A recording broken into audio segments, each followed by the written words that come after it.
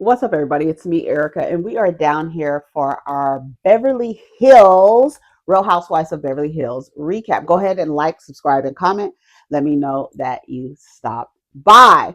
All right, this episode was called The Cults Out the Bag. This is episode,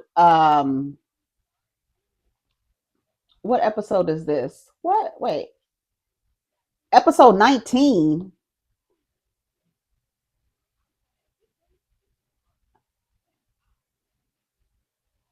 Hold on.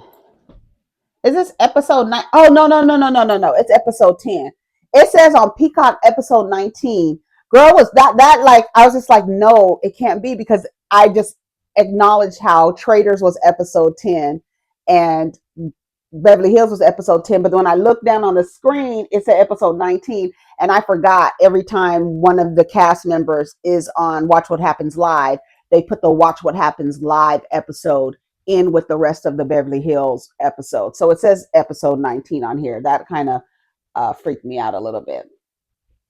Anyways, so this is episode 10, season 15, episode 10. The cult is out of the bag. The cult's out the bag. So they start off showing the women getting up. I like that they do this when they split the girls up and they have little trips together. Like, I like this Rachel, Dorit, Kyle going on a trip. I think it's really good. I think it was actually a good idea for Rachel to choose them, since it could kind of help them mend their relationship. Um, Kyle goes on a run, and Rachel says, what I'm not going to be doing? Going on a run. I said, I know that's right, Rachel.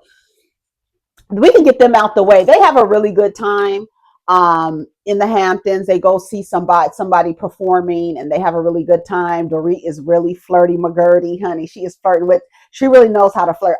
My dad and me, I got it from him. My dad, a big flirt. Like, he could talk to anybody, just flirt, flirt, flirt. I'm like that too. I can really just put it on and just flirt if I wanted to, right? Um, Dorit got it. Dorit was like, "How old are you?" And this and that, and talking to the dude. And I was like, "Yes, Dorit." And then Kyle was like, "She'll talk your head off." And she started laughing. "She'll talk you to death."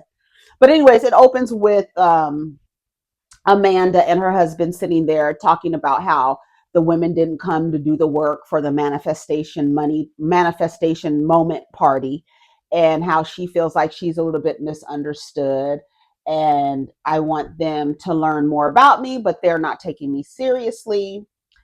And she talked about how it's annoying, and then she feels misunderstood. um did she make that comment here? Hold on, let me go back. See, and I think where Amanda went wrong with her party is that just got into facilitating, right? She got into her facilitator bag. She didn't step out and say, "Hey guys, kind of explain, this is what we're doing. This is what works for people. Let's try this." She didn't. They're being introduced to like most people, a lot of people journal. But if you're trying to do this manifestation thing, I felt like maybe we didn't see it, maybe they cut it out, but I felt like she didn't introduce it correctly. She just sat at the table, and Erika was like, "Okay, so what are we doing with these?" And she was like, "Okay, write this." I felt like, I don't know. I felt like it was, I don't know. I just felt like she didn't do it right. Like, I felt like you should have done it like if these people were paying, right? The way that you made it seem like anybody would jump and pay for the chance to do a manifestation party, journal lean party with me. Well, you got to show these women the reason why people pay you money to do these things.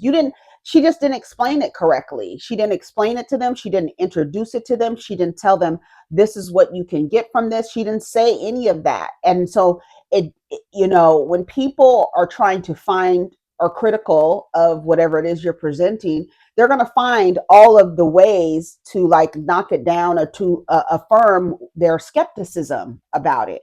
So you have to, dismantle the skepticism and then get them in there to be like, "Oh, okay, I can say, oh, okay, this is really good. This might be helpful for me." And you got to tell people WIIFM. What's in it for me? How is this going to work for me? You're teaching me this, but how is it going to be useful? How can I practically use this with practicality? How can I use this in my daily life? How can I incorporate this in my life if I'm journaling? How does the journaling, what do I have to do in order to manifest? It's not just simply I'm writing it down and it coming to life. You didn't explain none of that. Maybe she did and we just didn't see it. But she felt like the women, they didn't write down anything. They didn't participate. Well, girl, you didn't explain it to them. From what we saw, you didn't explain it. Now, I want to see, does she say, because I'm rich, I'm young and successful? I really thought this would be like a fun opportunity for them to learn a little bit more about me, but they don't take me seriously. They didn't show up. They didn't show up. She says, I'm not financially dependent on a man. Um, yeah. So Sutton and Bowles go to the park. Hold on, let me get to their scene.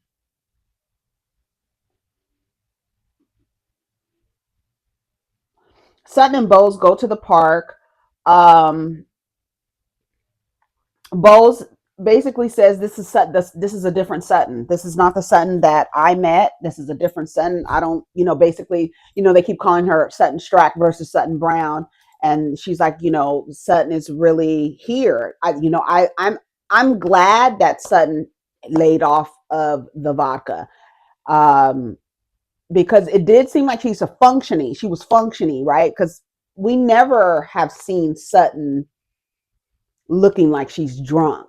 You understand what I'm saying? Like stumbling, slurring, or whatever. Not like that old half wig wearing ass woman down to Potomac, right? We don't hear her slurring. We don't see her, we don't hear about her calling people and cussing them out when she's drunk down in the basement. But basically, Bowles basically says that she likes the evolution of Sutton and saying that she's doing a lot more listening. They talk about Amanda, and they were like, basically, Sutton was like, girl, why does she have to tell us everything that she has? And then that's what I was saying last week. It is an effort to show them I can sit with y'all. That's what she's doing. And instead of talking about herself, right? So this manifestation party is your business side of Amanda. We want to know who Amanda is. Like who is the woman that decided to come up with this business? We want to know that woman. You understand what I'm saying? So they were basically talking about how she kind of is a one upper and that she's, wants people to kind of accept her. Um, they talked about them all being, we're all women of achievements and accomplishments and things like that.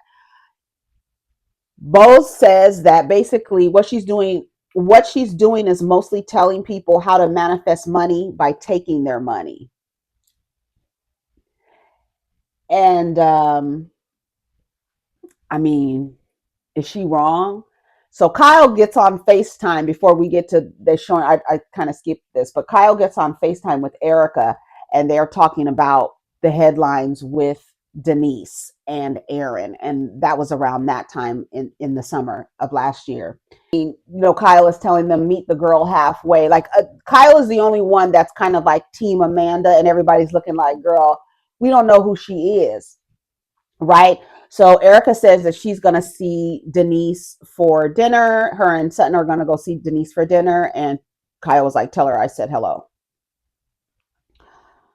When I saw Denise walking, I said, come on, Denise Richards. Yes.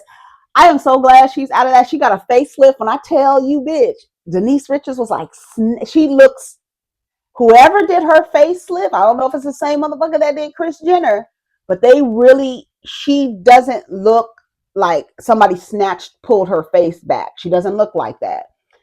But she doesn't look super duper oddly younger than her age, right? She looks like an aged Denise Richards, but just her face is just like taut and just like, ooh, and just like, ooh, and And her head, it looked. She was like, I asked them, were they gonna remove my ears? Because that's the thing, like they move your ears up. I can't even imagine what. That's not something. Maybe right here, but a lot of the women, like Erika said, she got her something with her neck done. Because the girls' necks be like getting wrinkled, and then starts getting like every now and again. You could actually tell when you could see go and watch my old videos. You can tell like when I'm retaining water and stuff and haven't really, drained and done my things. But yeah, it's around here when we get older. The little neck starts getting gobbly, goobly. So they had a conversation. Um, we talked about Rachel and them. They go to a party and stuff like that, and all the flirting and stuff like that. And then that at the table there, they start talking about Erika has a $25 million lawsuit filed against her, and these are from Tom's estate, and then the name his company, the law firm. They're suing Erika for $25 million. So yeah, that's it. So yeah, Kyle and Dorit seem to have a good time. Kyle says, we haven't partied like this. We used to party all the time together. I thought this was a good idea. Whoever told Rachel to bring Dorit and Kyle, just them on this trip, I think it was an opportunity for them to reconnect. I thought it was good. It gives me the fuzzies. I hope they get on the right track. So they go, Sutton, Erika, and Denise Richards hang out for dinner, and they start talking about Erin, and she talks about her cosmetic surgery, and she was like, one of the times when I had, she had gotten, she said she got her facelift, she got some fat taken out and put into her breast. I think she said, what did she say? Damn, I can't remember. Y'all let me know because she was like, and oh yeah, by the way, I got some fat. Like when she was talking about what happened between her and Aaron, she like added, she was like, oh yeah, I got some fat removed and put somewhere in her face or her breast or something. Anyway, she says there was one time because she had some fat removed, she had some drains on her. She had just got her facelift. He was trying to take my phone and he hit her in the head with a facelift. Girl, I said, see, a nigga like Aaron, you got to take a whole axe and take his goddamn head off. He did it. She said it was something that was going on. It wasn't isolated. They talked about, remember that season when he was like, I'll crush your hand. Stop telling me, stop talking to me, or stop telling me what to do. I'll crush your hand or something like that. Um, she said she was sitting on the toilet and Aaron hit her in the head. And that's like, you're really, really vulnerable. She was like, I could barely walk. She said, I could barely walk. And he had to help me to the toilet. But while I was on the toilet, he was trying to take my phone. I guess he was trying to find out if she was cheating on him and or talking to somebody else. Come to find out, well, it was a funny little joke afterwards. Let me pause it here. It was a funny little joke afterwards. I'm skipping because the dinner came before the talk between Amanda, or after the talk between Amanda and Erika. I'll get to that. Almost forgot about that. Yeah, almost forgot. Wait. Yeah, almost forgot about that. I didn't put that in there. Um, so the dinner. Okay, so then at the dinner, when they're talking about this, Sutton is mostly observing, right? And she's saying, oh, I'm sorry to hear that. I'm sorry. How long was it going on? She's asking a couple of questions, but for the most part, she's observing like Virgos do. Okay. She's just listening. She's listening. But the look, I said, Sutton looks mortified. When Erika said, I've gone, she said, just so you know, I've gone through that too. Sutton was like, what? What are you talking about? She was like, just recently. So Erika shares with us in a recent relationship that after Tom, she was with some guy. She didn't say how long, but it happened two times. So I guess he got physical with her twice.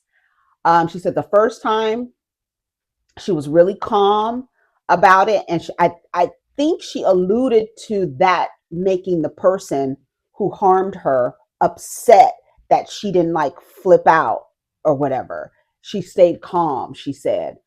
Um, and it happened twice. So she was like, after that, no, right? It's the first time, ladies, anything, a push, a shove, anything, because it starts off very like, I'm like testing your boundaries. He might push you, might shake your hand a little too hard. He might, when you're like playing around, he might be a little rough or something like that. You just have to watch for those clues because it's happened subtly and then it gets overt. You understand what I'm saying? And you have to be aware. Like I was talking to this woman, girl, when I tell you, she was telling me, she was like, I just met this guy. I was like, why is she telling me this? She was like, I met this guy. It's been a couple of months and it's been like 2 months and he's introducing me to music and this and that. And I told her, I was like, just observe him. Just observe, just watch what he does. Watch for inconsistencies. Watch for consistencies. Does he keep his word? What, things like that. And she was like, oh, yeah, yeah. And I said, don't get like in the first months, that's the cloud. I said, he's not love bombing you, is he? I asked her just like that. She was like, no, no, no, no, no. We're not doing no stuff like that. But she said she's shared with me that she's going through a divorce. Girl, I'm telling you, people just be telling me, this was yesterday. Okay. She was like, I'm going through a divorce. And I'm like, no, I didn't know that. I didn't know that. She was like, so she's dating this guy. And I was like, he's giving you everything the other person didn't give you. She was like, yeah. I said, but you got to be careful because what happens is when you share with the next man what the previous man didn't give you or the last partner didn't give you, that person will morph into what you need, right? So then you be like, oh my god, he's giving me or they're giving me everything that I didn't have in that relationship, right? And they're just playing a role with you because you've already shared with them what you were missing in that relationship. You understand what I'm saying? So anyways, um you got to watch out, you got to observe, and so she was like, I told her, I was like, don't, I know we be in the cloud. This is what I told her. I was like, observe, watch for inconsistencies, watch for consistencies. Does he keep his word? um and then I told her, in the beginning, it's a lot of we have our heads in the clouds, and so we're not looking. It's just like, oh my god, he's doing this for me, and oh, he's doing everything my ex-husband didn't do, right? And so now you just all wound up, and he probably it ain't no better than the ex-husband. You understand what I'm saying? So you got to be mindful. So shout out to Erika for not letting it continue, and even Denise was like, shout out to you for getting out of that. Sutton was like this. And then this is what happens with a lot of women. We're strong, right? Like me. Somebody would probably be like, Erika, ain't no way you ever been a victim of domestic violence. I have, but I did not stay long, and I punched that nigga back.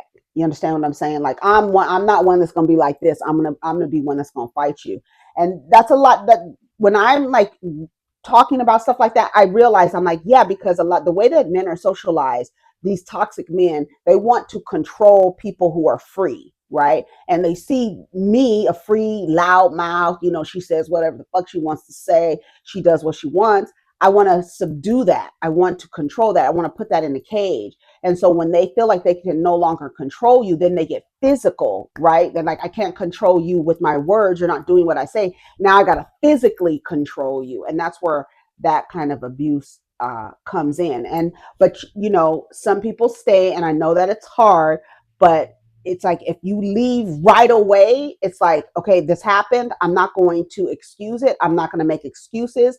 I'm not going to take apologies, because once somebody violates your person, it's over from there. There's no coming back from that, because they've already crossed the boundary. And once that boundary is crossed, the boundary is actually eliminated. And now the those interactions will get more violent, right? The more that it happens, it gets more violent. So Erika sits down, goes over. I don't know. She went over Erika's house, or I don't know. I don't know what end. Whose house were they at? Hold on, Amanda's house. But Erika comes over, and she was like, "How do you feel about the party the other day?" And she was telling her how she felt about that. And Erika was like, "You know what? We have to get to know who you are, right?" And Erika's really giving her some good advice.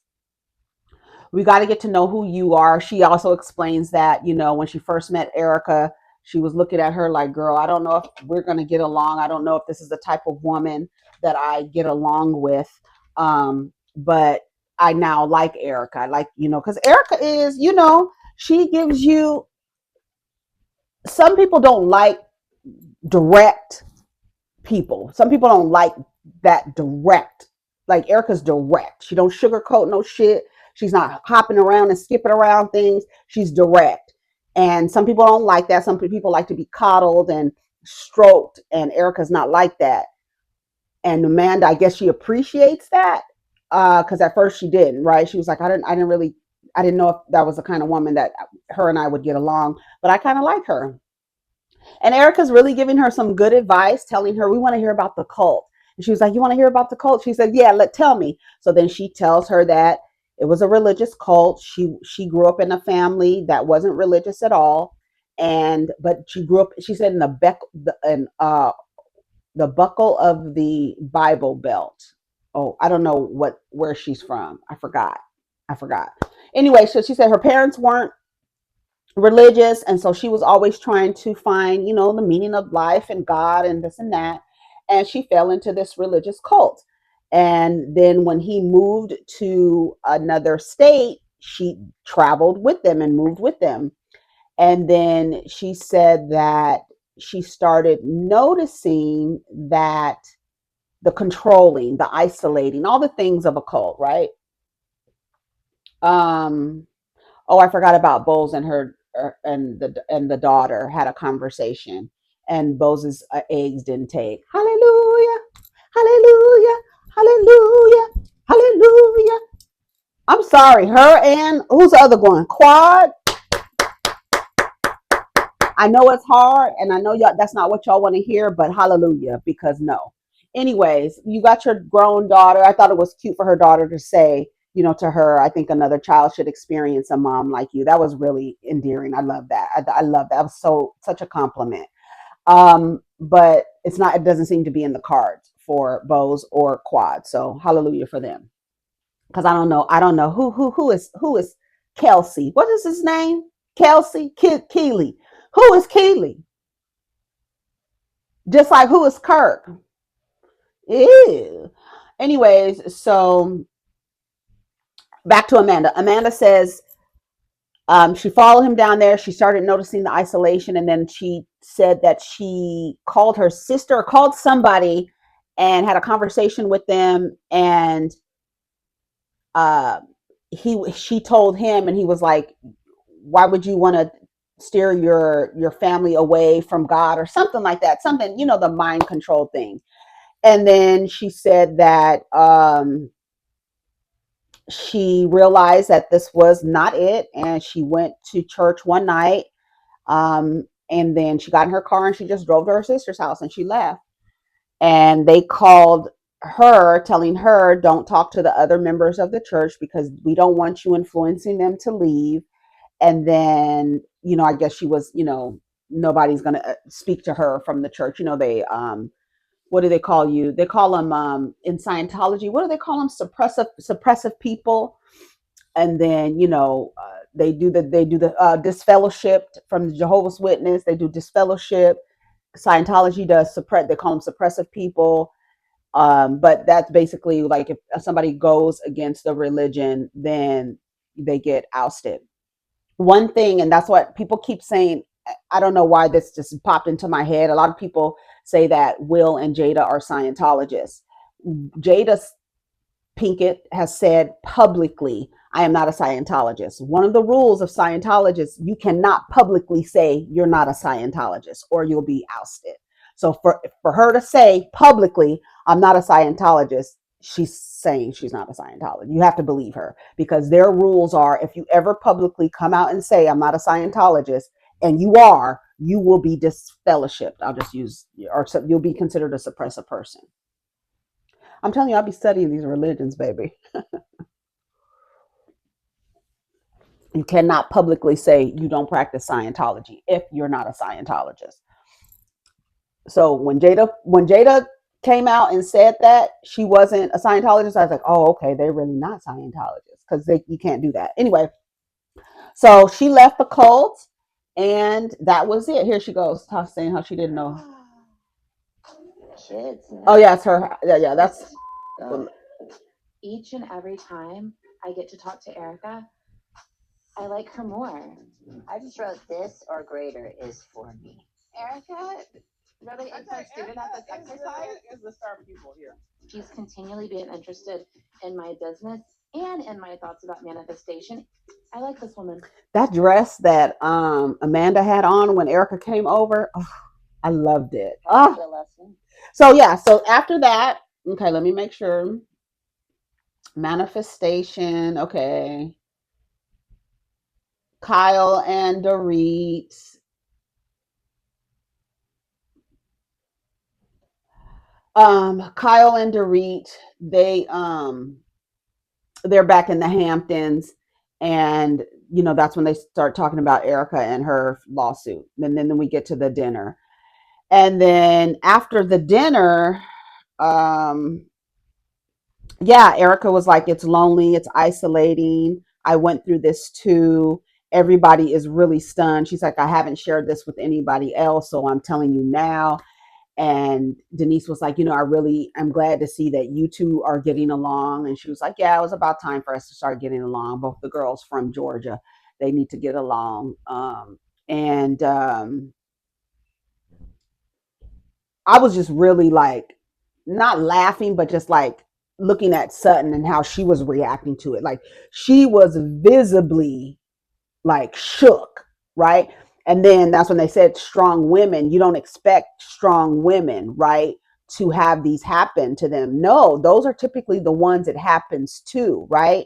Because their goal, these men, their goal is to subdue this free spirit, put this free spirit in a cage. Hopefully, she's thirsty for and desperate for a relationship. I can get her in this relationship emotionally connected to me, and then I can start isolating her and I'm doing all the things. And it's the crazy part of that is that, once again, I don't know where they meet, but the fact that there is a profile and a almost like a checklist of what abusive people do to their partners, the isolation, the irrational rules, all of those things. Is just like, how does the person in this country do this, and then a person in another country, and it's like the same profile? What did he do first? He love bombed you. Then what did he do? Isolated you. And then what did he do? Like telling you your friends aren't your friends, and I don't like your friend. All of a sudden they don't like none of your friends, right? And so then you find yourself kind of getting away from your other friends. That's the isolation part, right? Telling you the people, any person that says anything bad about him, he has an issue with. That's why when people say things about your partner, you don't go back and tell them, because then the partner is going to be looking at that person crazy, especially if that person has spotted them. You understand? Now all of a sudden, I don't like so and so. She's single. She really ain't. She doing her thing. You in a relationship now. They do all of those things. They do all of those things, and it'd be the strong women, right? This guy now, they say he's MAGA on 5,000. So I don't know what Erika is doing. He's in special forces. These military dudes, these athletes and boxers and football players and stuff like that. I'm sorry. I remember I used to think like about like cops and firemen. And I used to be like, oh my God, cops, they're so horrible. And I couldn't imagine being in a relationship. I couldn't imagine being in a relationship with a fireman. They're helpful. They help people. They don't carry firearms and this and that. And then I started hearing women talking about their relationships with their husbands who are firemen, and they ain't no different. Yeah, they can help a cat out the tree, but they ain't no different than the other ones. They not. They're just as mad and violent and upset and depressed and everything else that the men have that have going on. Um, Rachel and Kyle. Okay. Bosma, Denise. So is Denise coming back as a friend? Is she gonna be? Are we gonna see her again? I think it was really good for them to talk about the domestic violence. I feel like that was really good, and I'm glad that Erika was brave enough to share that about her because abusers get away with abusing people because the person who was abused feels shame, feels guilty, feels like, oh my God, how dumb am I to have gone through this? That was one of the things that I felt like I was like, oh my God, Erika, how did you gone all this time, all these years and not let one of these men hustle you and you've been let this nigga hustle you, girl. And so you feel ashamed and you feel like, oh my God, you don't want to tell anybody this and that, and it's just like, I'm not doing this for the rest of my life. I'm not.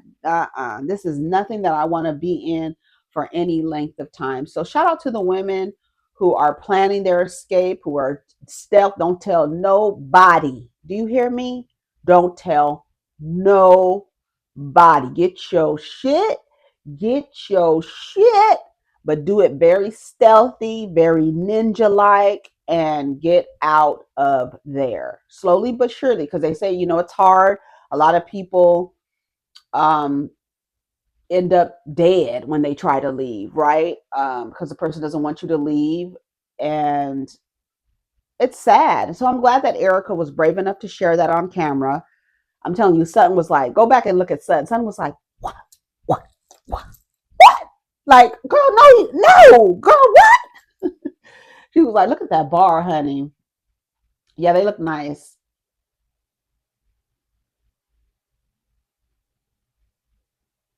Erika looked real pretty in this scene. She looked real pretty, and so and Sutton was looking. You see Sutton's little dress. I wanted Sutton to have something in her hair, but she didn't. Anyways, anyways, so yeah, that was the end of the episode, pretty much. Let me see. Let me make sure I got everything. Yeah, Erika, and then next season. When Denise walked up, I said, "Come on, Denise Richards, bitch." And Denise looked good. She did. Here she comes. Let me see. She looks really good. Like I said, she doesn't look like she got a facelift. She was saying, and then she was saying she was still healing from her facelift. Denise wasn't dressed like she was going to Toys R Us with the bell bottom. I was like, why Denise dressed like she's in the Brady Bunch? Remember how Denise would come dressed? That's how you knew that. You know what? Oh wow. That's how we should have known when she changed the way that she was dressing, and it was just very much dressing down, very homely, t-shirts, jeans. And I know she's a t-shirts and jeans girl, but when she was showing up to events, like her shirts would be looking like this, like just all disheveled and like, girl, what is going on with you? That should have been an indicator that if she was in an abusive relationship. Because how come you're dressing? Why are you dressed like this? That just popped into my head, y'all. Girl, so many signs, so many little things. She was like, it happened more than once. And fuck Aaron, motherfucker. He said he is who, but the truth of the matter is, have we ever had a man admit, like, oh yeah, I did that shit. I did hit her. Then nobody's gonna admit that. They're all gonna deny that they were abusive, all of them, or make an excuse as to why. Like, she hit me first. Girl, get out of my face. Anyway, so shout out to Erika, shout out to Denise, shout out to all the women who are currently in trying to get out of. Shout out to y'all. I know it's hard, but get out, get out, get out, get out. So, anyways, that was a good episode. Y'all let me know what y'all think about the episode. Take care of each other, okay? Protect your energy, and let's get down in the comments.